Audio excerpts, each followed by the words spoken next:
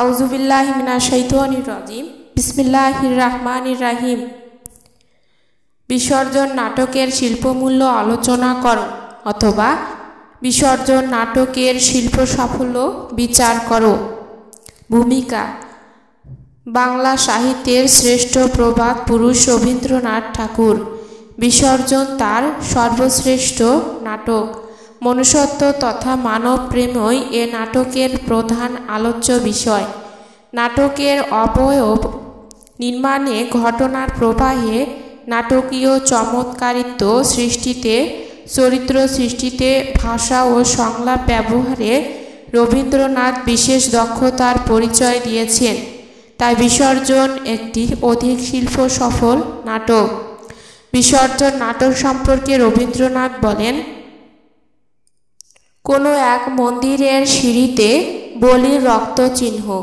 একটি ছোট মেয়ে বেদনার্ত স্বরে তার বাবাকে প্রশ্ন করছে, বাবা, এ কি? এ যে রক্ত। বালিকার এই কাতরতায় তাহার বাপ অন্তরে ব্যথিত হইয়া অথচ বাহিরে ভান করিয়া কোনোমতে তার প্রশ্নটাকে চাপা দিতে চেষ্টা করিতেছে। জাগিয়া উঠাইয়া মনে হইল, এটি আমার স্বপ্নলব্ধ গল্প। এমন স্বপ্নে পাওয়া গল্প এবং অন্য লেখা আমার আরও আছে। এই স্বপ্নটির সঙ্গে ত্রিপুরার রাজা গোবিন্দ মাণিক্যের পুরাবৃত্ত মিশাইয়া রাজর্ষি গল্প মাসে মাসে লিখিতে লিখিতে বালকে বাহির করিতে লাগিলাম। বিসর্জন নাটকের কাহিনী 5টি অঙ্কে ও 21টি দৃশ্যে সম্পূর্ণ হয়েছে। ভিখারিণী অর্পণা ও রানী গুণবতী এ নাটকের নতুন সংযোজন। নাটকের মূল বিষয় প্রেম আর প্রতাপের দ্বন্দ্ব। নাটকের মূলে রয়েছে একটি প্রশ্ন, ধর্ম কি? প্রচলিত আচার মাত্রই কি ধর্ম? রবীন্দ্রনাথ সারা জীবন মানব ধর্মকে প্রথা ধর্মের উপরে স্থান দিয়েছেন। তিনি তার প্রকৃতির প্রতিশোধ গল্পে একটি অনাথ বালিকার মমতার সত্যকে নতুনভাবে পেলেন। স্নেহের মধ্যেই তার দেবতা ধরলেন। এ উপলব্ধি থেকেই তিনি লিখেছিলেন, বৈরাগ্য সাধনে মুক্তি যে আমার নয়, অসংখ্য বন্ধন মাঝে মহানন্দময়, লভিব মুক্তির স্বাদ। অর্থাৎ তিনি তার সমাজ থেকে, অযৌক্তিক প্রথা ধর্ম থেকে সমাজকে মুক্তি দিতে চেয়েছেন। মানব ধর্ম বা হৃদয় ধর্মকে সমাজের মুক্তির মূলমন্ত্র করেছেন। নিম্নে বিসর্জন নাটকের শিল্প সাফল্য আলোচনা করা হলো।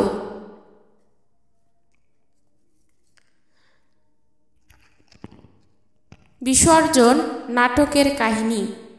বিসর্জন নাটকের কাহিনী শুরু হয়েছে প্রথম অঙ্কের প্রথম দৃশ্যে। নিঃসন্তান রানী গুণবতী একটি সন্তানের আশায় ত্রিপুরেশ্বরী রাজমন্দিরে আসেন। এ সময় মন্দিরের পুরোহিত ব্রাহ্মণ রঘুপতি রানীকে কথা দিয়েছেন এবার তার নামে এক দেবীর পূজা দেওয়া হবে এবং রানী গুণবতীর মনোবাসনা পূরণ হবে। তার জন্য দিতে হবে 100 মহিষ ও 300 ছাগল। এর মধ্যে রাজ অনুচরেরা ভিখারিণী বালিকা অর্পণার শাক শিশু ধরে বলি দিয়েছে। অর্পণা রাজার কাছে এ ধরনের অমানবিক জীব হত্যার কৈফিয়ত চায়। তখন হৃদয়বান মহৎ রাজা তার রাজ্যে জীব বলি নিষিদ্ধ ঘোষণা করেন এবং যে এ ধরনের নিকৃষ্টতম কাজ করবে তাকে নির্বাসন দণ্ড দেওয়া হবে। রাজার ঘোষণা রঘুপতির ব্রাহ্মণত্বে কঠোর আঘাত হানে। এতে রঘুপতি মনে করেন তার দম্ভ অহংকার ও প্রতাপ শেষ হয়ে যায়, কারণ তিনি এ ধরনের নিষ্ঠুরতার মধ্যে নিজের ক্ষমতা ও দম্ভ নিয়ে টিকে আছেন। তাই রাজাকে নাস্তিক বলেছেন এবং রানী গুণবতী, রাজপুত্র নক্ষত্র রায়, জয়সিংহ ও প্রজা সাধারণের মধ্যে প্রতিহিংসার আগুন ছড়িয়ে দেন। এবং রাজার আদেশ নিয়ে উপহাস করে। শুরু হয় রাজা গোবিন্দমাণিক্য ও পুরোহিত রঘুপতির মধ্যে প্রেম ও প্রতাপের দ্বন্দ্ব। রাজা বলেছেন প্রেম সত্য, আর রঘুপতি মনে করেন দেবী সত্য। তাই রাজা চান প্রেমকে জয়ী করতে, আর পুরোহিত চান নিজের প্রভুত্বকে। নাটকের শেষ পর্যন্ত রঘুপতিকে হার মানতে হয়েছে। রঘুপতি রাজা ভ্রাতা নক্ষত্র রায়কে দিয়ে রাজাকে হত্যা করতে চেয়েছেন। রানীকে ধর্মের দোহাই দিয়ে নিজের দলে নিয়ে আসে।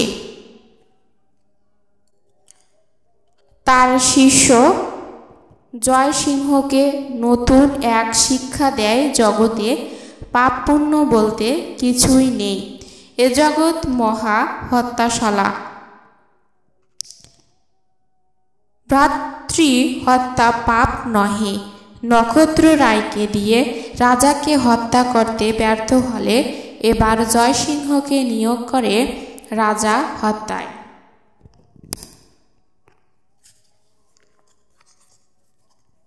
জয়সিংহকে রঘুপতি বলেছে দেবী রাজরক্ত চান, অথচ রঘুপতি নিজেই দেবীর মুখ ফিরিয়েছে।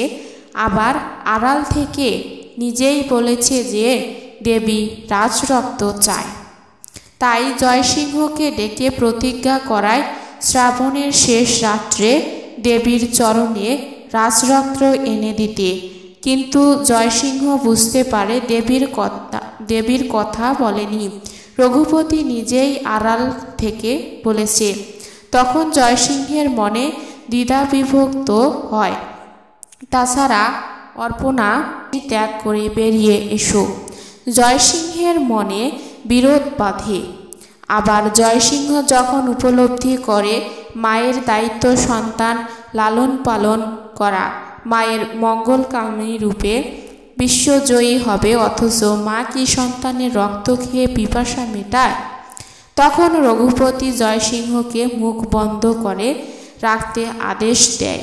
রাজা গোবিন্দমাণিক্য দেবীর রহস্য উন্মোচন করলে জয়সিংহের মন আরও দ্বিধাগ্রস্ত হয়। বিচার সভায় উপস্থিত হয় রাজা গোবিন্দমাণিক্য, রাজা ভ্রাতা নক্ষত্র রায়, রঘুপতি এবং রাজসভার প্রহরীরা। রাজা বিচারে আদেশ দেন প্রতারণার দায়ে পুরোহিত রঘুপতি ও নক্ষত্র রায়ের 8 বছরের নির্বাসন দণ্ড দেওয়া হয়। তখন রঘুপতি রাজাকে 2 দিন সময় দিতে বলে। এ ঘোষণা রঘুপতির চিত্তে দাউ দাউ করে হিংসার আগুন জ্বলে ওঠে। তখন জয়সিংহকে দিয়ে রাজাকে হত্যা করতে নিয়োগ দেয়। রঘুপতি রাজা হত্যায় তবুও হাল ছাড়েনি। জয়সিংহ রাজাকে হত্যা করতে চেয়ে পারেনি। বিবেকের অন্তদ্বন্দ্বে দগ্ধ জয়সিংহ নিজের বুকে ছুরি চালিয়ে রঘুপতির হিংসার আগুন নিভিয়ে চিত্তের দহন জ্বালা থেকে মুক্তি পায়। মৃত জয়সিংহকে দেখে তার মনে সমস্ত হিংসা, দম্ভ, অহংকার চুপসে যায়। তখন তার কাছে মনে হয় দেবী কোথাও নেই। ঊর্ধ্বে নিম্নে সম্মুখে পিছনে দেবী মিথ্যা, প্রেম সত্য। দেবীর পাষাণ মূর্তি রঘুপতি গোমতীর জলে নিক্ষেপ করে অর্পণার হাত ধরে মন্দির ত্যাগ করে। জয়সিংহের মৃত্যু বিসর্জন নাটকের সমস্ত দ্বন্দ্বের অবসান ঘটে। আবার রাজা গোবিন্দমাণিক্য তার স্ত্রী গুণবতীকে ফিরে পায়। চরিত্র চিত্রণের সাফল্য। বিসর্জন নাটকের চরিত্রগুলো প্রধান, অপ্রধান ও জনতা 3 শ্রেণীতে বিভক্ত। প্রথম সারির চরিত্রগুলো রাজা গোবিন্দমাণিক্য, রাজপুরোহিত রঘুপতি, তার শিষ্য জয়সিংহ। আর অপ্রধান চরিত্রের মধ্যে আছে রানী গুণবতী, নক্ষত্র রায়, নয়ন রায়, অর্পণা, চাঁদপাল। নাটকে সবচেয়ে সক্রিয় রঘুপতি। তার চরিত্রের প্রধান দিকগুলো হল ধর্মান্ধ, স্বার্থপরতা, দাম্ভিক, অহংকারী ও উদ্দেশ্য সাধনে কঠিন তৎপর। রানীর চরিত্রে লক্ষণীয় দিক হল দেবীর প্রতি বিশ্বাস, ঈর্ষাপরায়ণ, স্বার্থান্বেষী হিসেবে। রাজা গোবিন্দমাণিক্য মহৎ, ন্যায়পরায়ণ, মানবিক, গুণসম্পন্ন, ব্যক্তিত্ববান, মহানুভব ব্যক্তি। অর্পণা মায়াবিনী, সহজ সরল ও স্বতন্ত্র মর্যাদার অধিকারী। জয়সিংহ উদার, বহৎ, সহজ সরল, কৃতজ্ঞতাবোধ সম্পন্ন ও কর্তব্যপরায়ণ। এছাড়া জনতা চরিত্রের মধ্যে রয়েছে পাঁচু, হারু, কানু, অক্রু, নেপাল, গণেশ সহ পুরবাসীগণ। প্রধান চরিত্রগুলোর মূলদ্বন্দ্ব প্রেম, ধর্ম, প্রতাপের। বিসর্জনের ভাষা ব্যবহার রবীন্দ্রনাথ অধিক সচেতন ছিলেন, তাই তিনি বিসর্জন নাটকে কাব্যিক ভাষার প্রয়োগ করেন। নাটকের প্রধান অপ্রধান চরিত্রগুলোর মুখে মিশ্রিত ভাষাগুলো ছিল রবীন্দ্রনাথের নিজের সৃষ্টি। রাজা গোবিন্দমাণিক্য, অর্পণা ও জয়সিংহের মুখে অভিজাত শ্রেণীর ভাষার ব্যবহার লক্ষণীয়, তবে চরিত্র ও ভাব অনুযায়ী তিনি ভাষার প্রয়োগ করেছেন। আবার ভাষার সাথে সুর ও গীতিকার সুষম ব্যবহার লক্ষ্য করা যায়।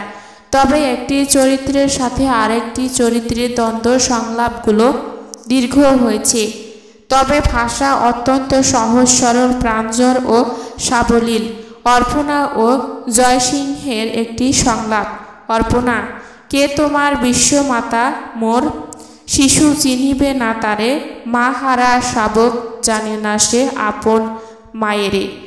আমি যদি বেলা করে আসি, খায় না সে তৃণদল, ডেকে ডেকে চায় পদ পানি।